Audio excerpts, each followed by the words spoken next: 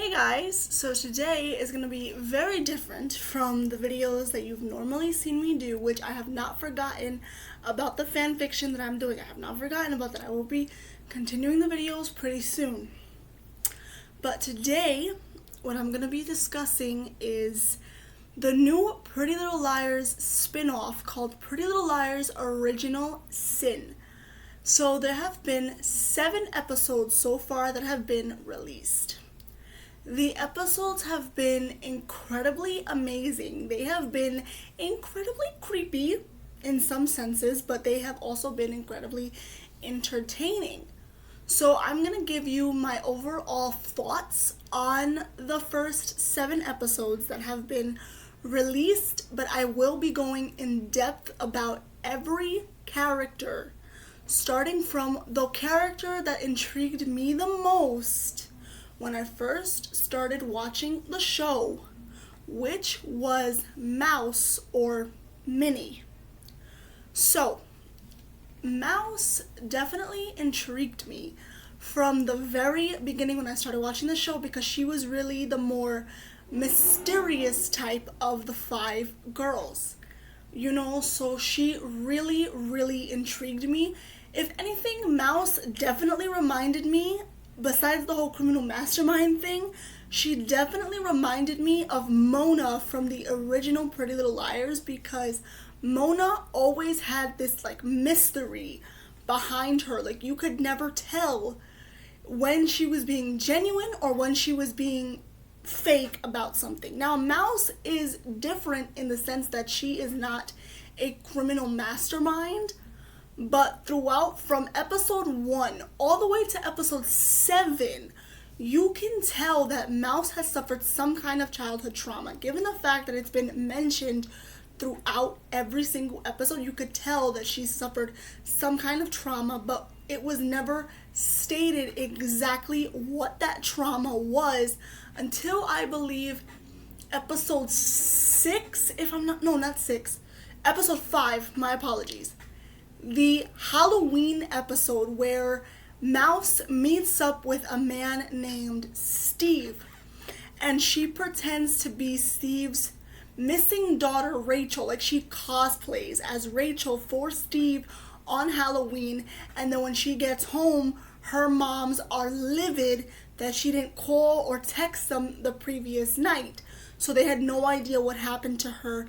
But that's when we get more into what kind of childhood trauma Mouse went through, and that was a possible abduction, because she literally says to her mom, which I am so sorry, I cannot remember her mom's names right now, but she literally says to her mom, he's gone and he's never coming back. So then you begin to wonder, who is this he person? Right? And then literally in episode 7, we discover who the he person was. It turns out that when Mouse was 5 years old, she was almost abducted by a man at a carnival. But once she's able to get her mom to really reveal to her what happened, we find out that her mother, after college, needed money because she didn't have any, so she ended up deciding to be a surrogate for a couple that was trying to have a baby. But they did the whole surrogacy thing off the books. There was no contract or anything that was signed, so Mouse's mother obviously decided to keep Mouse, and there was really nothing that the couple that she was being the surrogate for, Mouse's mother was being the surrogate for, could do about it, because there was no contract or anything legal that could have been done. So when Mouse was 5 at this carnival, a man walked up to her, offered her cotton candy, and then started walking off with her, but then the moms stopped it and the man ended up running off. We find out that that man was actually not a stranger to begin with, like Mouse's mother had let Mouse believe from the age of 5 to the age of 15. We find out that that man was actually Mouse's biological father. And Mouse literally says to her mother, was he even trying to abduct me, or was he just trying to spend time with me? And Mouse's mother flat out says she doesn't know, but I have such a feeling that Mouse's mother is lying about not knowing what he was really after. But that's kind of where it wraps up with like Mouse's storyline a little bit. Maybe they'll go a little bit more in depth in the last 3 episodes of the first season of Original Sin, but as we know right now, that's kind of how they wrapped up Mouse's storyline. So now let's get into the second character who intrigued me the most, which was definitely Noah. I almost forgot her name. She intrigued me because we found out that Noah was actually arrested for drugs. And she had an ankle monitor on when the series first started. Noah was wearing an ankle monitor. But in the 3rd episode of the first season, in the very 3rd episode, we find out that Noah has actually never done drugs. That the only reason she was arrested for drugs was because she actually took the rap for her mother, Marjorie. And we also find out that Marjorie allowing other people to take the fall for her misdeeds was not the first time. Because we actually get a flashback to 1999 in, I believe, episode 4.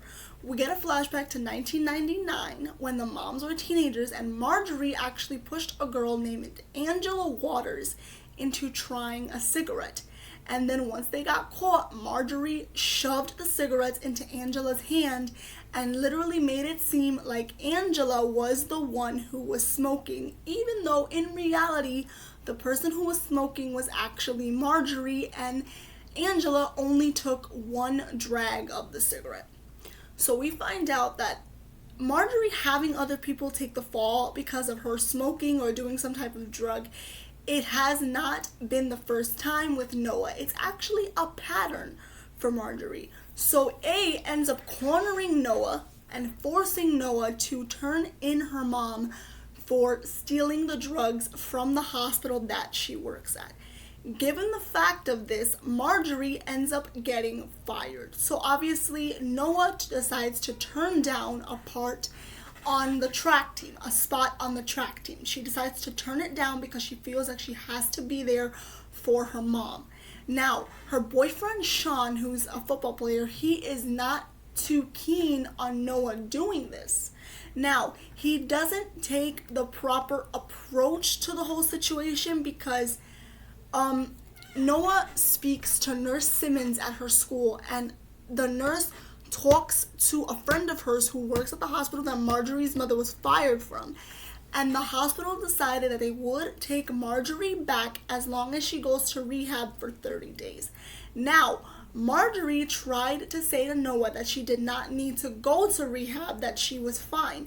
But Noah ended up putting her foot down and calling her mother out for the fact that throughout Noah's entire life, she's never known her mother to not be on some type of drug.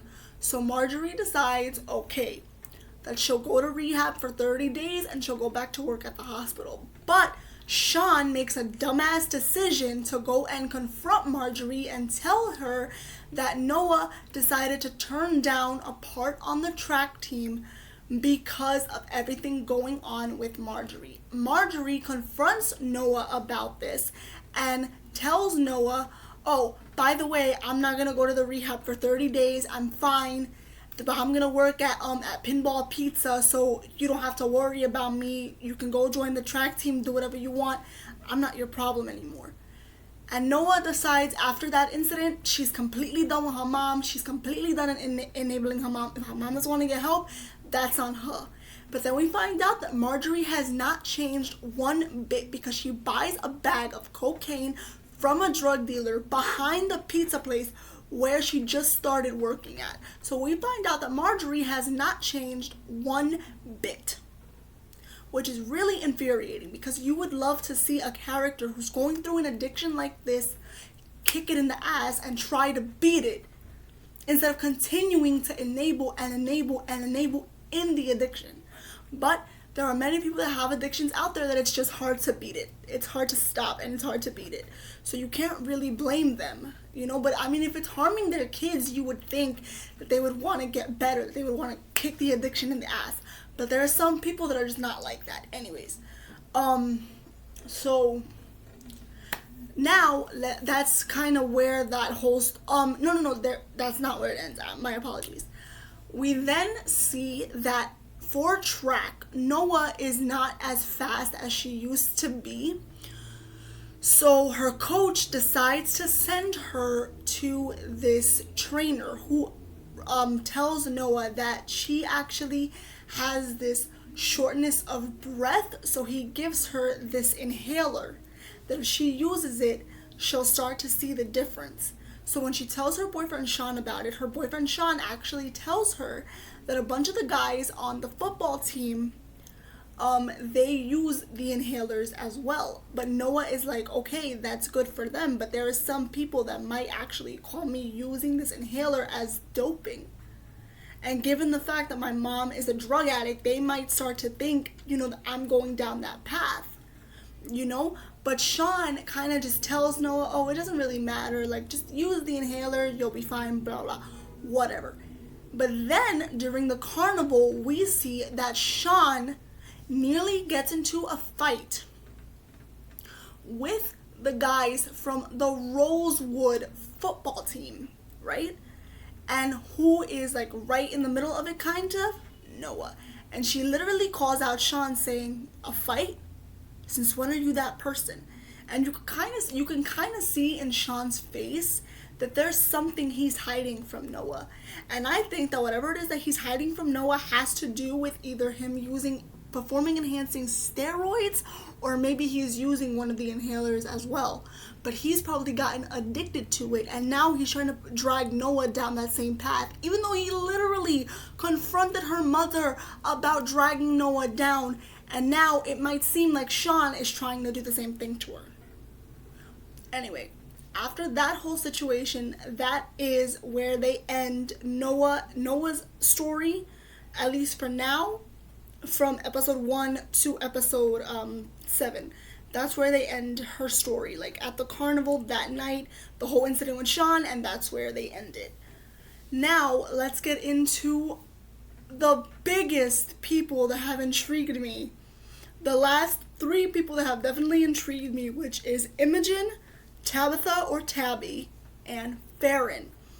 So from the first episode, we find out that Farron actually is keeping her scoliosis a secret because she is a ballet dancer, but she feels like if she tells everyone about her scoliosis, they won't see her as such a good dancer anymore.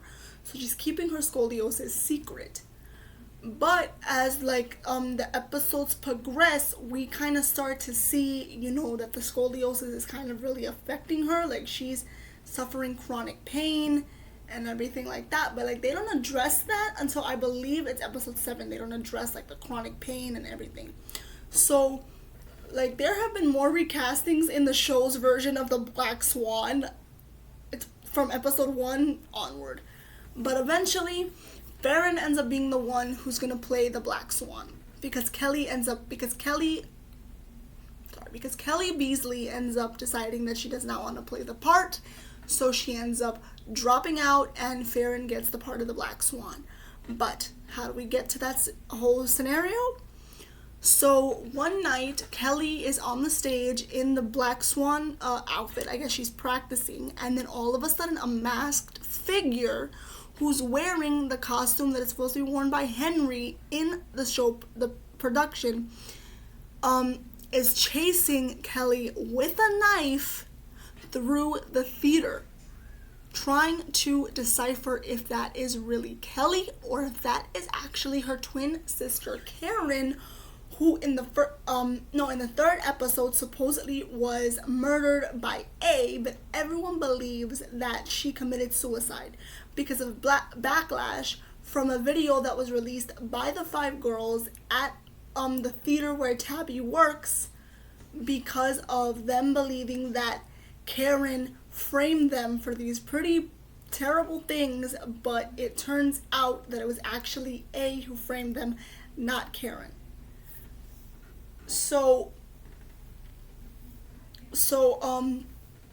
after Kelly gets chased by someone wearing Henry's costume, she decides that she's gonna drop out of the ballet and Farron gets to play the Black Swan. Now, after this, Farron had actually found out that the surgery that she had to that her mother said she had to get because of her scoliosis, she found out that the doctor advised heavily against her getting that surgery. So, she actually has a pretty nasty scar on her back. Right? So she decides that she wants to take a new photo and do a new bio for the people, for the vision board for the performance of the Black Swan. So the picture that she decides to do is she's proudly showing off that back scar, and she literally slams her mom for making her get a surgery that she didn't even fucking need. But anyway, after that, her mom leaves in a panic, gets into a car accident, which I do feel bad for her mom, I can't lie, but still. Can't say she didn't deserve it, but anyways.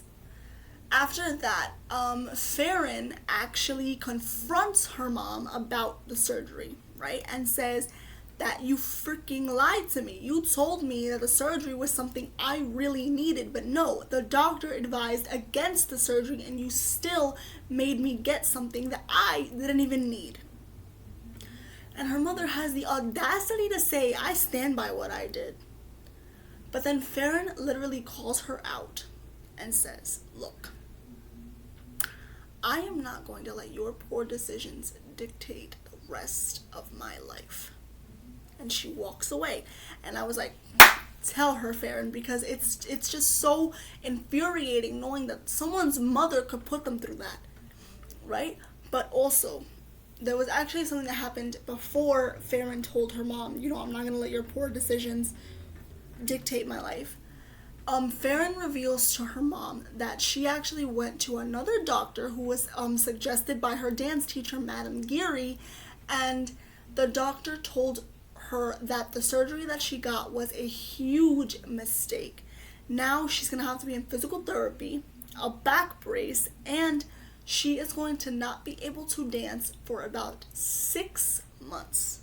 Now, Farron isn't totally upset about the whole not being able to dance for 6 months because all she wants to do is heal the proper way. But she is incredibly pissed at her mother.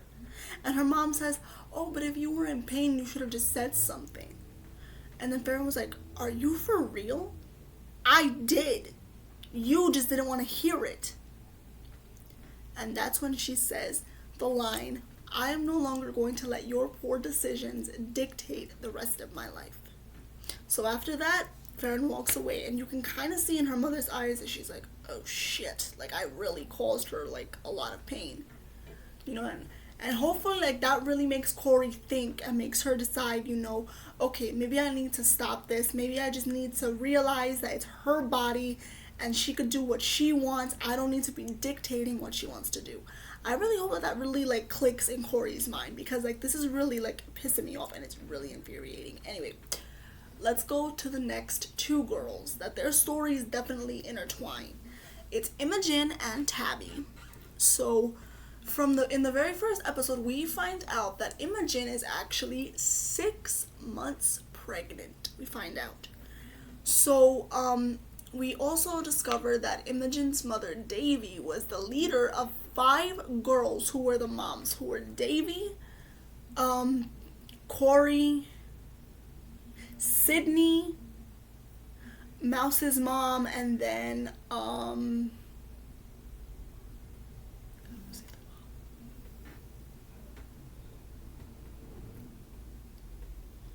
I can't remember the last mom's name. I feel like such a dummy. Marjorie.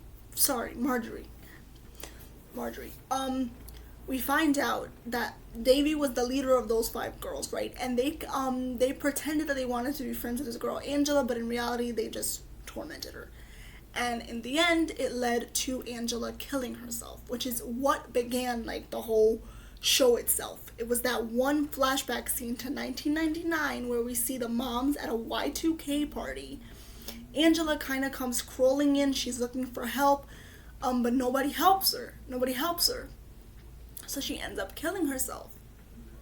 So then it flashes forward 22 years in the future. That's when we meet her. We meet Davy again, but then we also meet her daughter Imogen, who, like I said, is 6 months pregnant. That night that we meet them, Karen, who was supposedly Imogen's supposed best friend, comes over to get her things because apparently she and Imogen are no longer friends because apparently Imogen kissed Karen's boyfriend at a party. So Imogen tries to explain to Karen again that her boyfriend Greg actually kissed her. She didn't kiss Greg. But Karen is not trying to hear it. So after that whole incident, they actually end up discovering Davy in the bathroom, not alive, and there is an A painted on the wall in Davy's blood.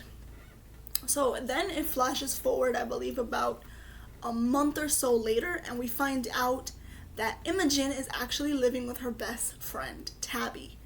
And apparently Imogen and Tabby had no clue that their mothers were actually friends in high school. But that's not the point. The point is that after this, all 5 girls begin to get the messages from A. Tabby gets one, then Imogen gets one, then Mouse gets one, and then Farron gets one. And then Noah gets one. I almost forgot her. So they start getting the messages, and then they're all put into detention because of things that they think Karen did and then said that they did them. So they all get breakfast clubbed or they all get put in detention. And they decide that they want to get revenge, which is how this video of Karen that was recorded of her drunk at a party, and it was made into this fake campaign video, and it really humiliated Karen, which I cannot say she did not deserve that. But anyways, so after that, right, Karen ends up dying at the Spirit Queen prom or dance, right? She ends up being murdered by A, but everyone thinks that Karen actually committed suicide because of the backlash from the video. So after that whole incident, it's discovered that Imogen, and Tabby and the girls, they want to discover how their moms are connected to Angela Waters. So I believe it's the Halloween episode, which if I'm not mistaken, that's episode 5. But in episode 5, Imogen is calling out to old classmates of her mom's, trying to, find out more about Angela and everything. But once they realize that she wants to talk about Angela, they just say, oh, we don't know anything, and then they hang up. But during the big Halloween party that's at Imogen's old house, she gets a call from one of the people she had called out to, but she can't really hear, so the call ends up dropping. But the next day, the person calls back and says, that Angela's family or something like that, and says that he and Imogen should meet. Now, the way that episode 5 ends is by both Tabby and Imogen confiding in each other that they had both been sexually assaulted. So then episode 6 picks up, and Tabby actually reveals to Imogen that she was sexually assaulted at a party in the woods. And that's really all she remembers. All she really remembers is that the guys from the football team, Greg and the others, they all came into the Orpheum one night, which is the movie theater where Tabby works at. They all came into the movie theater one night, and they told her, listen, we're throwing this party, this bonfire party behind the school in the woods. You want to come? So she ends up getting Chip to cover her shift at the Orpheum, and she decides to go to the party. So she got heavily drunk. And then decided, she wanted to go home. But instead, she ended up deeper into the woods, and that's when she was assaulted. So, then we hear Imogen's story, and how Imogen's story is actually similar. Imogen's story happened 6 months prior at the party where she ends up having that huge fight with Karen because of Karen believing that Imogen kissed her boyfriend, even though Karen's boyfriend kissed Imogen. But anyways. Then we find out that when Imogen went back to get her sweater, she took Tyler's phone. That's the guy that was recording the video of Karen. She took his phone, Then she ends up grabbing a bottle of vodka and she goes to the beach to kind of like drink her problems away, if you want to say that. And then that's actually all she remembers. By the time she woke up, I guess the next morning, her underwear was gone. She had pain in between her legs, and that's how she realized that she had been raped, because she was drunk, so she couldn't have consented, so she was raped or sexually assaulted. My mistake with the word. But after that, she that's when Imogen got pregnant, which means that this baby is the baby of a assaulter. And then Tabby and Imogen begin to start to think, like, what if it was possible that they were assaulted by the exact same person? You know, and that could be a possibility, you know? And so, yeah, so, like, that's kind of, like, the gist of, like, everyone's kind of story. But I am going to also give you some theories that I think will happen in, the last 3 episodes of the season.